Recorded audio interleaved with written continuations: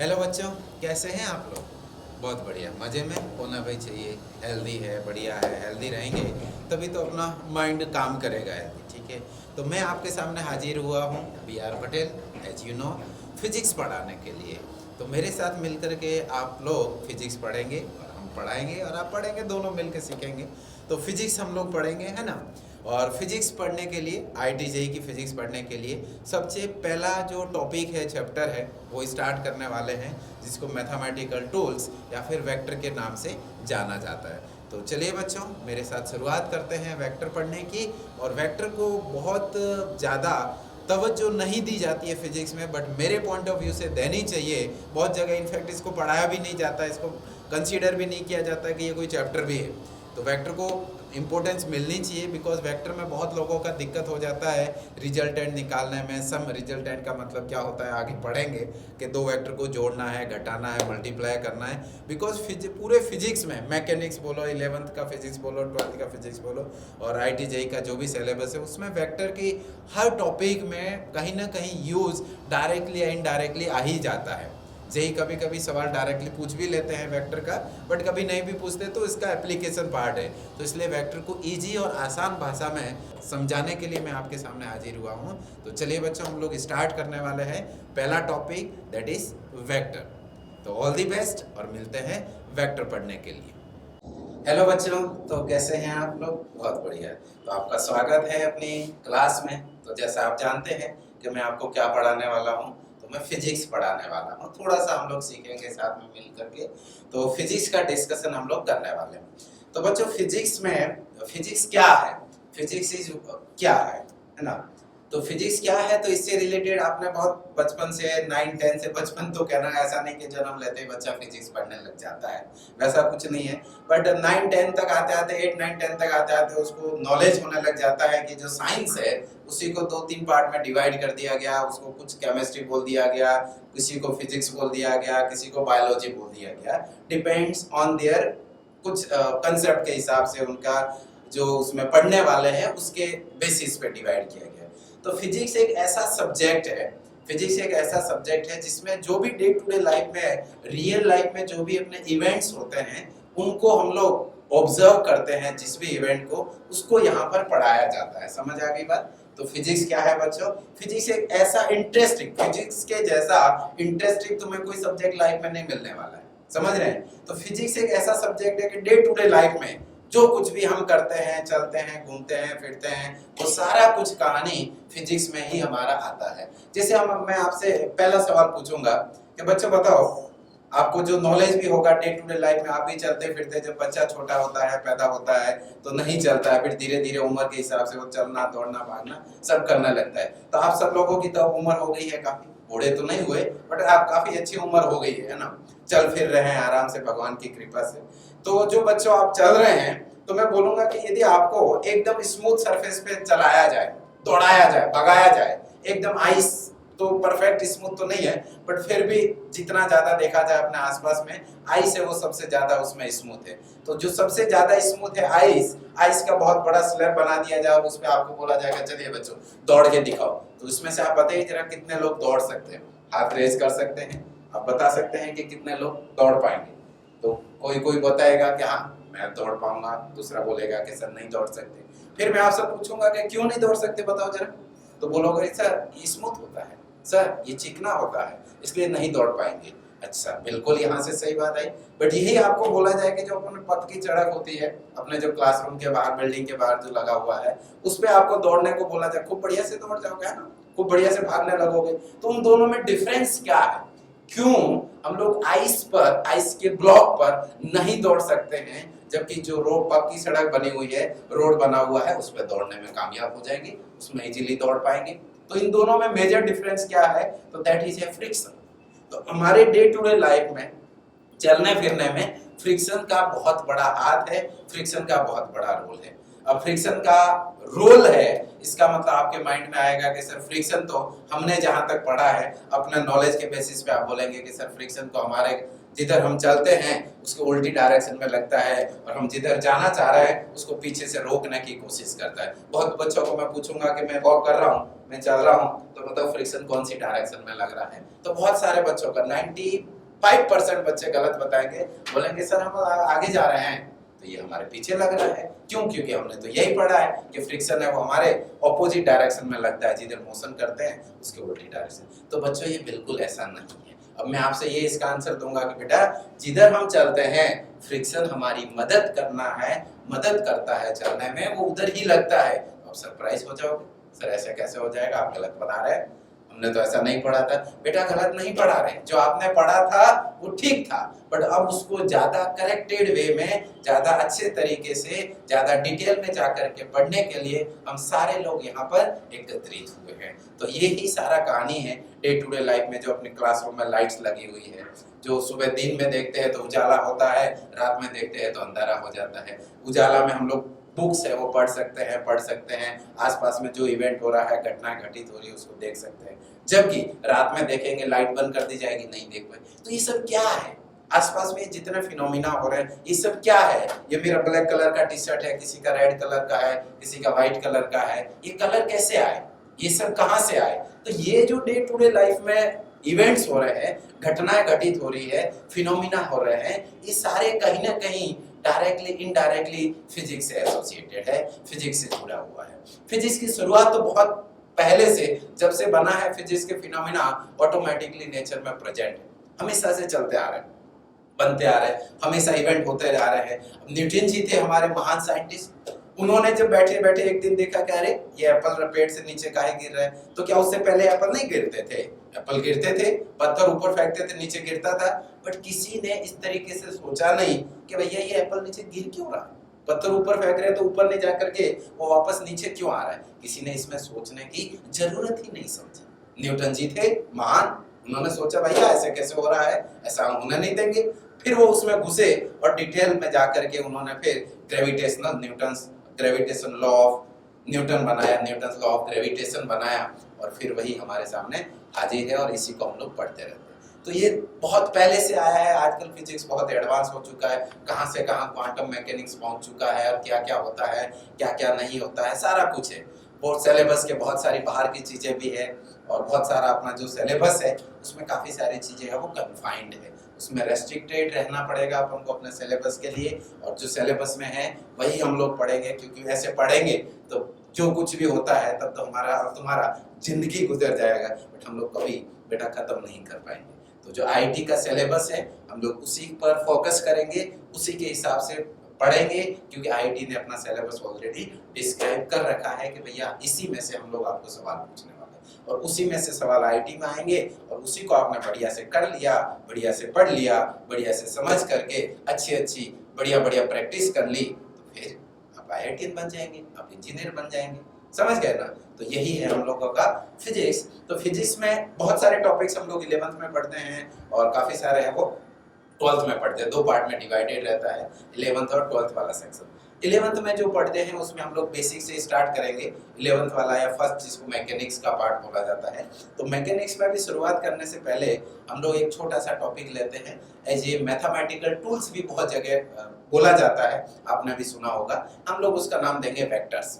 तो वेक्टर्स बोलो या फिर मैथमेटिकल टूल्स बोलो, बिकॉज़ मैथमेटिकल टूल्स का मतलब क्या है, मैथमेटिकल का मतलब ये मैथ्स का पार्ट हो गया, टूल्स का मतलब डे टू डे लाइफ में आसपास में जो कुछ, सपोज नल खराब हो गया, आप नल ठीक करने वाले को बुलाओगे, उसको वो क्या करेगा, तो साथ में एक टूल्स लेके आएगा, टूल से वो लगाएगा उसमें, और उसकी मदद से नल खोलेगा, फिर दूसरा खराब हो गया है तो नया लगाए। तो उसके पास टूल्स होते हैं। इलेक्ट्रिसिटी, पंखा खराब हो गया है, लाइट खराब हो गई है, एसी खराब हो गई है, टीवी खराब हो गई, तो ऐसा तो नहीं कि वो हाथ से आकर के उसको जोड़ देगा, नहीं जोड़ेगा, उसके लिए कुछ इंस्ट्रूमेंट चाहिए जिसको टूल्स बोला जाता है। तो ठीक उसी प्रकार से जो हम लोग पढ़ने वाले हैं जिसका नाम मैथमेटिकल टूल्स है, वो अपने फिजिक्स में एज ए मैथमेटिकल टूल्स और टूल्स का काम करता है। मतलब फिजिक्स के किसी सवाल को खोलना है, खोलना मतलब समझ रहे हैं, खोलना मतलब यहाँ पे कोई पंखा तो है नहीं कि जिसको खोल के उतारना है ना। तो फिजिक्स में हम लोग किसी सवाल को सॉल्व करना चाहते हैं, खोलने का मतलब सॉल्व करना, तो सॉल्व करने के लिए हमको कुछ मैथमेटिक्स की जरूरत पड़ती है,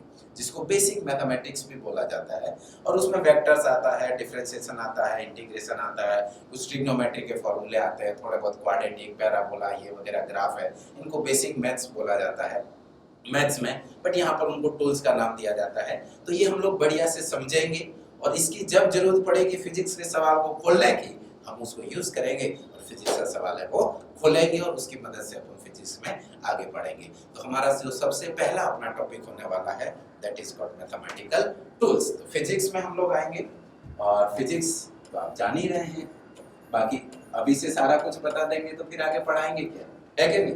तो आगे के लिए भी कुछ बचा के रखना पड़ेगा ना एक्साइटिंग, और आगे क्या क्या पढ़ने वाला है सारा कुछ पहले में बता देंगे तो आगे के लिए फिर आपका एक्साइटमेंट ही नहीं रहेगा, है ना बेटा। तो फिजिक्स में हम लोग पहला जो चैप्टर पढ़ने वाले हैं जिसको मैथमेटिकल टूल्स बोलने वाले हैं,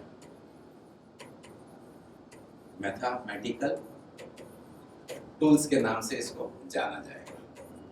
ये है मैथमेटिकल टूल्स, जिसको बहुत जगह बेसिक मैथ्स या फिर इसमें जो कुछ टॉपिक्स होंगे उनको हम लोग नाम देते हैं वेक्टर्स। इसमें हम लोग पढ़ेंगे पहले स्टार्टिंग में वेक्टर्स, दूसरा इसमें कुछ डिफरेंशिएशन का पार्ट आएगा, कुछ इंटीग्रेशन का पार्ट आएगा, थोड़ा बहुत ट्रिग्नोमेट्री वगैरह आप लोग खुद जानते हैं बेटा, 9 10 से पढ़ते आते हैं, 9 से पढ़ते आ रहे हैं, बचपन से पढ़ते आ रहे हैं, मैं तो यही बोलूंगा। तो इसमें हम लोग बेसिकली ज्यादातर अपना ध्यान देंगे वो रहेगा अपना वेक्टर्स पे। वेक्टर क्या होता है, स्केलर क्या होता है, इसी पर थोड़ा ज्ञान लेते हुए जितना आप जानते हैं मैं आपसे पूछूंगा, आप आंसर दीजिएगा और हम लोग उसी के बेसिस पे इसको आगे बढ़ने वाले हैं। ठीक है बेटा, तो अपना टॉपिक स्टार्ट करते हैं मैथमेटिकल टूल्स में वेक्टर। तो let's start my topic vector.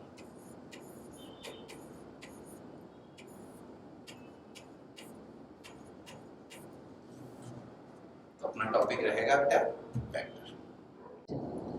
हाँ तो बच्चों, हम लोग बात कर रहे थे वेक्टर के बारे में कि जो अपना IIT JEE का जर्नी जहाँ से शुरू होने वाला है उसका जो पहला टॉपिक है, पहला चैप्टर है, छोटा सा है और बहुत आसान सा टॉपिक है वेक्टर जिसको बोला जाता है। पहला कदम है, संभल के रखना पड़ेगा उधर, है ना, तो उस हिसाब से समझ जाइए। तो वेक्टर एक छोटा सा टॉपिक है, इसको डिटेल में आप मैथ्स में पढ़ोगे, बट यहाँ पर अपना फिजिक्स में जितना जरूरी है हम लोग उतनी बात करेंगे, है ना। ऑलवेज कीप इन माइंड कि आता हमको बहुत कुछ है, पढ़ा भी बहुत कुछ सकते हैं क्योंकि खुद भी पढ़े हुए, और आप भी बहुत कुछ पढ़ सकते हैं, मार्केट में बहुत कुछ अवेलेबल है, बट बेटा पढ़ना नहीं है, बिकॉज अपना ध्यान फोकस एक ही होना चाहिए, टारगेट IIT JEE, उसका जो सिलेबस है वही पढ़ेंगे और वही पढ़ाएंगे, उसके बाहर का कुछ भी नहीं पढ़ेंगे और नहीं पढ़ना है तुम्हें, क्योंकि समय कम है और उसी के हिसाब से अपन को चलना पड़ेगा समय के मुताबिक। ठीक है, तो वेक्टर में जाने से पहले मैं आपको थोड़ा सा जानकारी देना चाहूंगा कि बेटा वेक्टर और स्केलर दो फिजिकल क्वांटिटी, तो अपने आसपास में जितनी फिजिकल क्वांटिटीज है उसको 11 12 के सिलेबस के अकॉर्डिंगली मैं बता रहा हूँ। तो हम लोग उसको दो पार्ट में डिवाइड करते हैं। कौन कौन सी होती है बता बेटा? स्केलर और वेक्टर होती है। तो दो पार्ट में इसको आगे बढ़ाएंगे, एक हो गया स्केलर फिजिकल क्वांटिटी और दूसरा हो जाएगा वेक्टर, दूसरी फिजिकल क्वांटिटी हो जाएगी वेक्टर्स। ये दो फिजिकल क्वांटिटी। अब बताओ स्केलर किसको बोलते हैं? तो स्केलर और वेक्टर में फर्क क्या है? एक्चुअल में तो हम लोग वेक्टर ही पढ़ने वाले थे, बट स्केलर साथ में आ जाता है ऑटोमेटिकली, क्योंकि स्केलर और वेक्टर में एक मेजर डिफरेंस ये है कि जो वेक्टर पढ़ेंगे जिसका नाम हम वेक्टर देंगे अपने 11 12 के सिलेबस के हिसाब से, ऑलवेज कीप इन माइंड, उसके बाहर नहीं जाएंगे। तो जिसका नाम हम वेक्टर देंगे उसके अलावा जो कुछ बचेगा उनको डाल देंगे हम लोग किसमें? स्केलर वाले में। तो स्केलर के बारे में थोड़ा सा आइडिया होना जरूरी है। जैसे बेटा आपसे मैं सीधा पूछूं कि आपका वेट क्या है, वजन क्या है ना, तो आप बताएंगे कि आपका 40 kg है, वो बताएंगे 50 kg है, मैं बताऊंगा 100 kg, 100 नहीं 70 kg है। तो ये जो वजन है तो उसमें आप एक अमाउंट बता रहे हैं, क्या बोल रहे हैं कि 50 kg वजन है, 60 kg वजन है या 70 kg वजन है। अब उसके साथ में बस जैसे ही आपने बोला कि मैंने पूछा आपसे कि वेट क्या है, आपने 50 kg बोला और बात खत्म हो गई। मैं इससे आगे आपसे और इसमें कुछ एक्सपेक्ट नहीं कर रहा हूं, ना आपसे मैं और कुछ उम्मीद कर रहा हूं। आपने जितना बता दिया ये आंसर कंप्लीट हो गया। बट यही आपसे मैं पूछूं कि एक कार है 10 मीटर पर सेकंड से जा रही है, तो आपके माइंड में सवाल आएगा कि सर 10 मीटर पर सेकंड से कार कौन सी डायरेक्शन में जा रही है, किधर जा रही है, किस दिशा में जा रही है?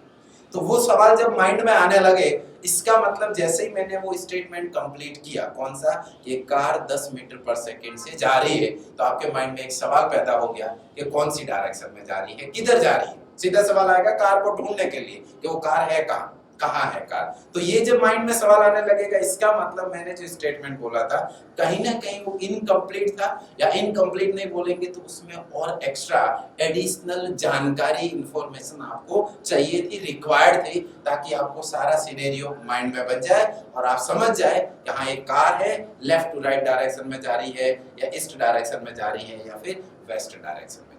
तो इसका मतलब कार की जो वेलोसिटी थी 10 मीटर पर सेकंड, या कार किधर जा रही है ये बताने के लिए हमको डायरेक्शन की जरूरत पड़ी। जबकि आपको जब मैंने मास पूछा या आपका वजन पूछा, आपको कुछ नहीं चाहिए, आपने बोल दिया सीधा कितना है 50 केजी, बात वहीं की वहीं खत्म हो गई। तो 50 केजी वजन में ही बात खत्म हो गई, कंप्लीट हो गई। तो इसका मतलब आप ये समझिए कि ऐसी फिजिकल क्वांटिटी का मतलब ऐसी क्वांटिटी जिसको हम लोग किसी न किसी मदद से मेजर कर सकते हैं। शायद तराजू की मदद से आलू को तोलना होगा तो तराजू की जरूरत पड़ेगी, वेइंग अपना वजन मेजर करना होगा तो वेइंग मशीन की जरूरत पड़ेगी, रूम का टेम्परेचर कितना है इसको मेजर करना होगा तो थर्मामीटर की जरूरत पड़ेगी। आप बीमार पड़ते हैं, टेम्परेचर मेजर करना है, फीवर होता है, टेम्परेचर मेजर करना है, थर्मामीटर की जरूरत पड़ेगी। तो ऐसी फिजिकल क्वांटिटी जिसको बताने के लिए, जिसको किसी को एक्सप्लेन करने के लिए यू रिक्वायर्ड ओनली एक नंबर और साथ में एक यूनिट। ऐसे फिजिकल क्वांटिटीज को स्केलर की कैटेगरी में रखा जाता है, उनको स्केलर बोला जाता है। तो स्केलर किसको बोलेंगे बेटा, रिपीट करो। तो ऐसी फिजिकल क्वांटिटीज जिनको रिप्रेजेंट करने के लिए वी रिक्वायर्ड ओनली एक नंबर। जैसे आपका वजन हो गया 50 केजी, जैसे आपका वजन हो गया कितना, 50 केजी। तो इसमें ये जो 50 है वो क्या है, तो ये एक नंबर है। 50 क्या है, तो एक नंबर हो गया, और साथ में कुछ और इसके साथ अटैच्ड है, चिपका हुआ है, और वो क्या है, केजी। तो केजी क्या बताता है, तो इस केजी को हम लोग बोलते हैं यूनिट, कि भाई वजन तो मेजर कर रहे हैं, अब वो ग्राम है कि केजी है कि क्या है, वजन क्विंटल है क्या है, किस में मेजर किया गया है, तो उसको बताने के लिए एक साथ में जरूरत पड़ती है जिसका नाम दिया जाता है यूनिट। ठीक है। तो ऐसी फिजिकल क्वांटिटी जिसको बताने के लिए हमको खाली दो चीजों का रिक्वायरमेंट होगा, खाली दो चीजों का जरूरत होगा, जिसमें एक होगा नंबर और दूसरा हो जाएगा उसके साथ में यूनिट, और ये दोनों मिल करके उस क्वांटिटी को कंप्लीटली रिप्रेजेंट कर देगा। तो उसको बोला जाता है स्केलर फिजिकल क्वांटिटी। जैसे फॉर एग्जांपल हो गया टेम्परेचर, कि रूम का टेम्परेचर क्या है, सर बहुत ठंडी लग रहा है, एसी बहुत तेज चल रहा है, गर्म, बहुत रूम ठंडा हो गया है तो थोड़ा सा गर्म किया जाए, तो एसी को बंद कर दिया जाए, या फिर टेम्परेचर बढ़ा दिया जाए। तो अभी कितना है, बोलेंगे कि 15 डिग्री सेंटीग्रेड या 20 डिग्री सेंटीग्रेड। तो टेम्परेचर को बताने के लिए हमको दो चीजों की जरूरत पड़ी, 20 डिग्री सेंटीग्रेड। तो 20 हो गया एक नंबर, जैसा इसमें आ रहा था 50 वैसा का वैसा इसमें आ गया 20, और साथ में ये सेंटीग्रेड लिखा हुआ है, ये टेम्परेचर की एक यूनिट होगी। इसको आप फ़ारेनहाइट में मेजर कर सकते हैं, केल्विन में मेजर कर सकते हैं, या सेंटीग्रेड में मेजर कर सकते हैं, वो आपकी सो इस पे डिपेंड करता है, आपकी मर्जी पे डिपेंड करता है। दूसरा हो गया कि रूम के अंदर ये रूम बड़ा कितना है, इसके वॉल्यूम की बात करी जाए, तो यदि वॉल्यूम किसी का मेजर करना है तो सपोज 10 सेंटीमीटर क्यूब वॉल्यूम आ रहा है किसी का, तो इस 10 सेंटीमीटर क्यूब में देखेंगे तो 10 इज ए नंबर और सेंटीमीटर क्यूब इज उसका यूनिट, सेंटीमीटर इज यूनिट और उसका क्यूब बिकॉज वॉल्यूम क्या उसमें मेजर किया जाता है। तो ये सारी जो चीजें हैं इनको रिप्रेजेंट करने के लिए अपन को खाली दो चीजों की जरूरत होगी, दो चीजों की रिक्वायरमेंट होगी, दैट इज एक नंबर और दूसरा उसके साथ यूनिट। तो इन सबको बोला जाएगा, हम लोग क्या बोलेंगे इनको, स्केलर क्वांटिटी। एनर्जी हो गया, बहुत सारा है, गाड़ी का स्पीड हो गया, डिस्टेंस आपको बोला जाएगा बेटा यहाँ से दिल्ली कितना दूर है, तो बोलेंगे दिल्ली दूर नहीं है, दिल्ली बिल्कुल दूर है। यहाँ से देखा जाएगा पटना से दिल्ली की दूरी कितनी है, तो अप्रोक्सीमेटली मेरे को भी नहीं मालूम कितनी है ना, सपोज मान लेते 1000 किलोमीटर है। तो दूरी को, डिस्टेंस को मेजर करने के लिए, बताने के लिए आ गया 1000 किलोमीटर। 1000 किलोमीटर, तो 1000 क्या हो गया बेटा, नंबर हो गया, किलोमीटर क्या हो गया, यूनिट हो गया, डिस्टेंस पता। अब आप इसमें मेरे से ये सवाल नहीं पूछेंगे कि कौन सी डायरेक्शन में सर ये 1000 किलोमीटर है, लेफ्ट में है कि राइट में, नहीं बेटा। जब डिस्टेंस की बात कर रहे हैं तो बस यही इंफॉर्मेशन है, इसके अलावा आपको कोई जरूरत नहीं है। और जब और एक्स्ट्रा चीज की जरूरत नहीं होगी तो उसी का नाम तो स्केलर है, समझ गए। तो इन सब चीजों को बोला जाता है स्केलर फिजिकल क्वांटिटी। और दूसरी है वेक्टर। तो आप बोलोगे सर जो स्केलर नहीं है इसको हम वेक्टर बोलेंगे। बोल भी सकते हैं आप अपने हिसाब से, अपने लेवल के हिसाब से। अपना लेवल मतलब आईटीजे के लेवल की बात कर रहे हैं, आपका और मेरा लेवल सेम ही है, ठीक है। Don't under estimate yourself, never never do that. तो वेक्टर किसको बोला जाएगा बेटा? तो ऐसी फिजिकल क्वांटिटी जिसको बताने के लिए, जिसको रिप्रेजेंट करने के लिए हमको नंबर चाहिए, पहला नंबर चाहिए जो स्केलर में भी चाहिए था, दूसरा उसके साथ यूनिट चाहिए, वो भी इसमें चाहिए था, है ना। तो एक नंबर हो गया, एक यूनिट हो गया, साथ में एक और इंफॉर्मेशन की जरूरत है, कौन सी दिशा में, कौन सी डायरेक्शन में। तो ऐसी फिजिकल क्वांटिटी जिसको बताने के लिए नंबर चाहिए पहली बात, यूनिट चाहिए दूसरी बात, और एक स्पेसिफिक डायरेक्शन, उसका कोई ना कोई पर्टिकुलर डायरेक्शन भी बताना पड़ेगा। वो डायरेक्शन भी आपको चाहिए। जैसे जीपीएस में एक जगह से दूसरी जगह जाने के लिए हवा में थोड़ी ले जाता है, डायरेक्शन बताता है ना कि आगे 100 मीटर जाके लेफ्ट ले लो, फिर 50 मीटर जाके राइट ले लो, कहीं ना कहीं अपन जाना है, जगह का नहीं पता है तो हम लोग जीपीएस करते हैं, तो वो एक डायरेक्शन बताता है, एरो बताता है किधर आप जा रहे हैं। तो ऐसी फिजिकल क्वांटिटी जिसको बताने के लिए एक नंबर चाहिए, साथ में यूनिट चाहिए और एक पर्टिकुलर डायरेक्शन चाहिए। क्या सर यही डेफिनेशन कंप्लीट है? बिल्कुल नहीं बेटा, ये तो नेसेसरी हो गई, ये तो जरूरी हो गई। इसके साथ साथ एक और कंडीशन है जो सफिशिएंट नहीं है ये तीनों, क्योंकि ऐसी भी एक हमारे पास क्वांटिटी है, फिजिकल क्वांटिटी, जो इन तीनों को सेटिस्फाई करेगा, फुल्ली सेटिस्फाइड। डायरेक्शन भी होती है, मैग्नीट्यूड भी होता है, नंबर भी होता है, वैल्यू भी होती है, न्यूमेरिकल वैल्यू भी, और यूनिट भी होती है कि किस में मेजर कर रहे हैं, बट फिर भी उसको हम वेक्टर नहीं बोलते। ऐसा भी होता है क्या सर? हाँ बिल्कुल होता है। तो ऐसी फिजिकल क्वांटिटी जो ये तीनों के साथ साथ एक और कंडीशन को फॉलो करता है, और वो है वेक्टर को ऐड करने के लॉज, वेक्टर को मल्टीप्लाई करने के कुछ नियम बनाए गए हैं हमारे पूर्वजों ने।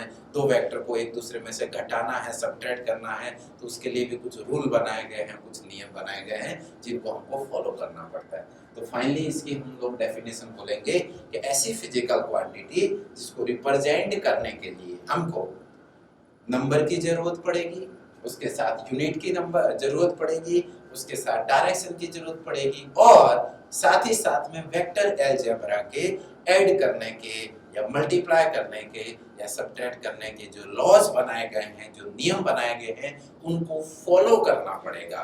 उनको फॉलो करेगा तभी उसका नाम वेक्टर दिया जाएगा। बड़ा लंबा है बेटा वेक्टर, इतना आसान नहीं है, ठीक है। इसको और आसान वे में हम लोग समझेंगे, एक्सप्लेन करेंगे, बने रहिएगा हमारे साथ। तो वेक्टर में ये सारी कंडीशन हो गई, इन तीनों के साथ साथ कि वेक्टर अलजेब्रा के जो लॉज है उनको सेटिस्फाई करना चाहिए। वेक्टर अलजेब्रा के लॉ क्या हो गया? तो जैसे बचपन में आप जब एलकेजी यूकेजी में पढ़ते थे तो आपको ये सिखाया जाता था कि 2 + 2 कितना होता है? 5 है? नहीं, ऐसा थोड़ी होता है, तो 4 होता है। ये 4 होता है, बट इसका कोई प्रूफ बचपन से आपको बताया जा रहा है कि 2 + 2 हमेशा 4 होता है। यदि बचपन में आपको बताते हैं कि 2 + 2 4 नहीं 5 होता है, तो आज तक आप यही करते आ रहे होते, है कि नहीं? तो सही बात है। तो 2 + 2 ऐड होकर के 4 बनता है, ये आपको बचपन में पढ़ा दिया गया, सिखा दिया गया, और वही आप आज तक सीखते हुए आ रहे हैं। तो इसी तरीके से कि दो वेक्टर है उनको आपस में जोड़ना है, तो कुछ इस तरीके के नियम तो बनाने पड़ेंगे कि जिस हिसाब से हम लोग सीखे। तो इनको तो आप बचपन से सीख गए, बट वेक्टर को सीखने के लिए अभी आपका बचपन शुरू हुआ है। अभी जो शुरुआत हो रही है, जो 11th क्लास है आपका, या जो अभी आईटीजेई की आप तैयारी कर रहे हैं, तो वो आपके लिए बचपन है। तो उस बचपन में हम लोग वेक्टर को कैसे ऐड करेंगे, कैसे दोनों को सबट्रैक्ट करेंगे, कैसे मल्टीप्लाई करेंगे, वो सीखेंगे। Sir what about division? बेटा वेक्टर में डिवीजन नहीं होता है, दो वेक्टर को आपस में डिवाइड नहीं किया जा सकता, लड़ाई हो जाती है, मारपीट हो जाती है। दोनों को आपस में डिवाइड करना इज नॉट पॉसिबल, या मीनिंगलेस है, डिवाइड कर ही नहीं सकते। वेक्टर में खाली 3 ही चलेगा, एडिशन, सबट्रैक्शन और साथ में मल्टीप्लिकेशन। तो हम लोग इनकी डेफिनेशन लिखते हैं कि स्केलर क्या है और वेक्टर क्या है, और साथ में उससे पहले वेक्टर में हम लोग एक एग्जांपल लिख लेंगे। वेक्टर बोलेंगे किस, डेफिनेशन हो गई। तो जैसे आप लोग जानते हैं कि वेलोसिटी को बताने के लिए हमको एक नंबर की जरूरत पड़ेगी, सपोज जैसे 10 हो गया, एक यूनिट की जरूरत पड़ेगी 10 मीटर/सेकंड हो गया, और एक डायरेक्शन की जरूरत पड़ेगी कि भैया किस दिशा में, दिशा पार्ट में नहीं ना, दिशा डायरेक्शन की बात कर रहे हैं, तो किस दिशा में वेलोसिटी है उसकी जरूरत पड़ेगी। और साथ में कि एक गाड़ी का वेलोसिटी, या एक गाड़ी का एक ब्लॉक है, एक पत्थर है, कुर्सी है, टेबल है, जिसको इधर दिया गया 10 मीटर पर सेकंड और इधर भी दिया गया 10 मीटर पर सेकंड, या फिर इधर वाला हटा करके समझ लो इधर दिया गया 10 मीटर पर सेकंड। अब मैं आपसे पूछूं बेटा बताओ इसके पास टोटल कितना वेलोसिटी है, तो बोलो सर 10 इधर है 10 इधर है 20 हो गया। अरे बेटा ये बचपन में करते थे, अब नहीं, जमाना बदल गया, अब हम ऐसे नहीं कर सकते कि 10 इधर है 10 इधर है। आपको एक अंकल जी आए 10 रुपए दिए, साथ में आंटी जी भी आए 10 रुपए और दे दिए, टोटल कितने रुपए हो गए 20। होता था बचपन में, आप खूब करते आए, खूब ऐसे कर करके पैसे कमाए हो ना, बट यहाँ पर ऐसा नहीं होने वाला। ये 10 और ये 10 ऐड होकर के 20 नहीं होने वाला है। तो इन दोनों को ऐड करने के लिए हमारे पास कुछ रूल है, कुछ नियम है, जिनको हम लोग यहाँ पर पढ़ने वाले हैं। तो ये बिकॉज ऑफ डायरेक्शन की जरूरत पड़ती है कि इन दोनों का रिजल्टेंट क्या आएगा।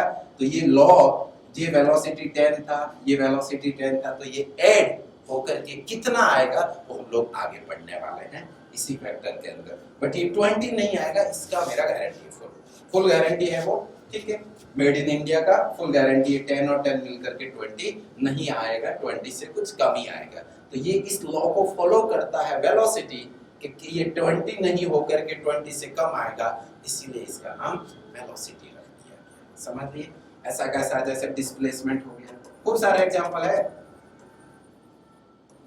डिस्प्लेसमेंट हो गया, और फोर्स हो गया कि जो अपने पास टेबल है या किसी दीवार को आप धक्का मार रहे हैं, तो किधर की साइड में धक्का मार रहे हैं, सीधा आपको बोला जाए कि आप बगल वाले को या दीवार को आपको बोला जाए कि धक्का मारो, आप दीवार ढूंढोगे, इसको धक्का मारोगे, बोलोगे सर किधर धक्का मारे, लेफ्ट में मारे, राइट में मारे, आगे फ्रंट साइड से, बैक साइड से, है ना। तो उसके लिए डायरेक्शन की जरूरत पड़ेगी। तो फोर्स का मतलब होता है धक्का खींचना या धक्का मारना, तो हो जाएगा फोर्स। और आगे धीरे धीरे पढ़ते रहेंगे, मोमेंटम हो गया, लीनियर मोमेंटम वो भी वेक्टर क्वांटिटी है ना, एंगुलर मोमेंटम वो भी वेक्टर क्वांटिटी है, electric field, gravitational field, acceleration, अरे बाबा इसको भूलिए, एक्सीलरेशन ये भी वेक्टर क्वांटिटी। तो ऐसे बहुत सारी अपने आसपास में फिजिकल क्वांटिटी मिलेगी, जिनको आप दो कैटेगरी में डिवाइड करते रहोगे, या तो उसको स्केलर में डालो या फिर वेक्टर में डालो, on the basis of JEE advance का अपना सिलेबस जो हम लोग 11th में पढ़ रहे हैं। ठीक है, तो इसके बाद हम लोग लिखते हैं कि स्केलर की डेफिनेशन क्या है और बेटा वेक्टर की डेफिनेशन क्या है। हाँ बेटा, तो जरा लिखी जाए इसकी डेफिनेशन, इसकी स्केलर की। तो ऐसी फिजिकल क्वांटिटीज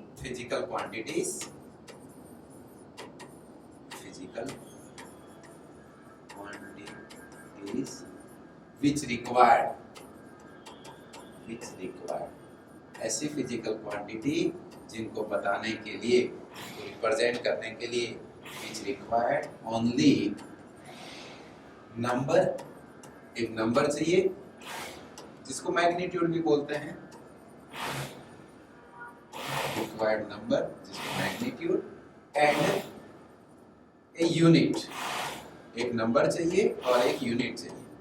यूनिट है वो कोई भी आप ले सकते हैं, सीजीएस में ले सकते हैं, ऐसा यूनिट ले सकते हैं। मोस्ट ऑफ द टाइम हम लोग अपने डे टू डे लाइफ का मतलब I am talking about 11th 12th के फिजिक्स के लिए, आगे से भी ध्यान रखना, खाना खाने की बातें नहीं हो रही यहाँ पर, ठीक है। तो उसको बोला जाएगा, ये ऐसा यूनिट में उसको यूज किया जाएगा, ऐसा यूनिट में लिया जाएगा। तो ऐसी फिजिकल क्वांटिटी जिनको बताने के लिए, रिप्रेजेंट करने के लिए खाली नंबर और यूनिट चाहिए, उसको बोला जाएगा स्केलर।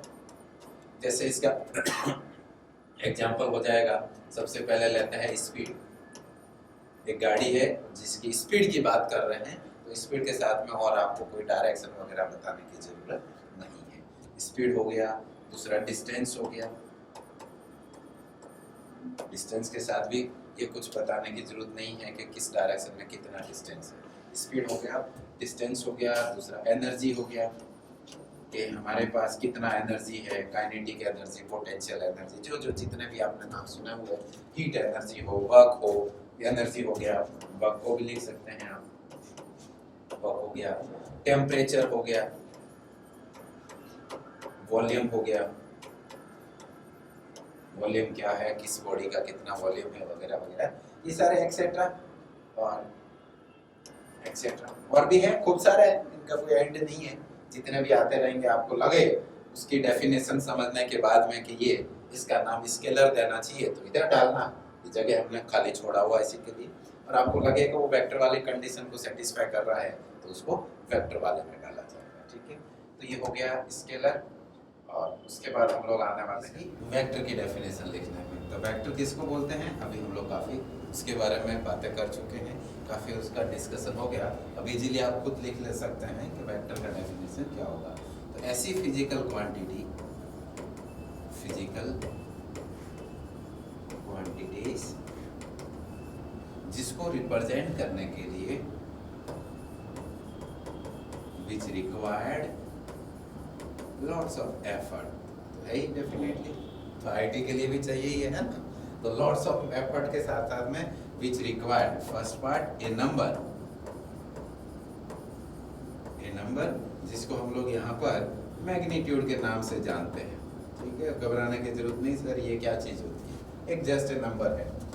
दूसरा है इसके साथ साथ में एक यूनिट भी चाहिए भाई, बिना यूनिट के तो फिजिक्स में कुछ होता नहीं है। कोई भी फिजिकल क्वांटिटी यूनिट नहीं है तो उसको फिजिकल क्वांटिटी ही नहीं बोलने का। ठीक है, तो यूनिट चाहिए जो कोई भी हो सकती है, SI भी, CGS भी, एनी वन ऑफ देम। तीसरा पॉइंट आ जाएगा अपने पास, एक डायरेक्शन चाहिए, डायरेक्शन। कोई भी वेक्टर क्वांटिटी होगा तो उसका कोई ना कोई तो डायरेक्शन जरूर रहा होगा, या कोई ना कोई डायरेक्शन तो डेफिनेटली उसका होगा ही होगा, अदरवाइज उसका वेक्टर अपन नहीं बोलने वाले। क्या बोलते हैं, सही बोलता है हाँ, तो उसको डायरेक्शन की भी जरूरत पड़ेगी। जैसे GPS हमको डायरेक्शन बताता है, वैसे इस वेक्टर को बताने के लिए डायरेक्शन चाहिए। और साथ में ये तीन कंडीशन तो हो गई रिक्वायर्ड, नेसेसरी, जरूरी है ही। इन तीनों में से एक भी पीछे छूट जाएगा, वेक्टर नहीं बोलने का, सीधा बोल देने का कि भैया ये क्या है हमको भी नहीं मालूम। ठीक है, fourth and necessary condition, sufficient तो ये तीनों है नहीं, रिक्वायर्ड है, बट सफिशिएंट के लिए एक और रिक्वायर्ड है कि वो क्वांटिटी ट्रायंगल के या वेक्टर अलजेब्रा के जो लॉज बनाए गए हैं हमारे पूर्वजों ने, उनको फॉलो करता होगा। तो इसको बोला जाएगा followers laws of vector algebra.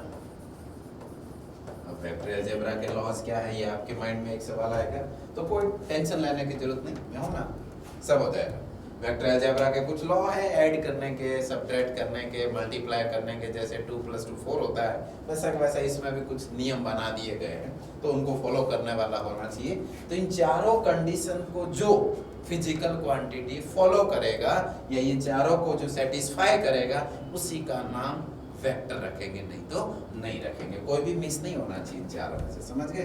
तो इन चारों को सेटिस्फाई करना जरूरी है अपने लिए, वेक्टर अलजेब्रा के लॉ। तो फॉर एग्जांपल सबसे पहले अपना माइंड में आता है वेलोसिटी, ये भैया वेलोसिटी का नाम दिया जाए वेक्टर। दूसरा आ जाएगा आपके माइंड में, जो मेरे आ रहा है सेम, डिस्प्लेसमेंट। डिस्प्लेसमेंट हो गया, वेलोसिटी हो गया। तीसरा आपके माइंड में भी आ रहा होगा एक्सीलरेशन, तीसरा हो गया एक्सीलरेशन। चौथा आ रहा होगा फोर्स, तो उस फोर्स को लिख लेते हैं। एक्सीलरेशन और फोर्स का तो अपना जोड़ी है,